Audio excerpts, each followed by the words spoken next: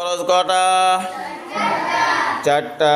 1 নম্বর মুখমণ্ডল ধোয়া, 1 নম্বর মুখমণ্ডল ধোয়া। 2 নম্বর হাতের কোনাই পর্যন্ত ধোয়া। 3 নম্বর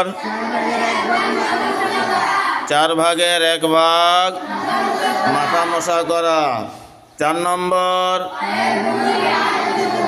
পায়ের গুড়লির হাড় পর্যন্ত ধোয়া। আচ্ছা, গোসলের ফরজ কটা? 3টা। 1 নম্বর গড়গড়ার সহিত কুল্লি করা। 2 নম্বর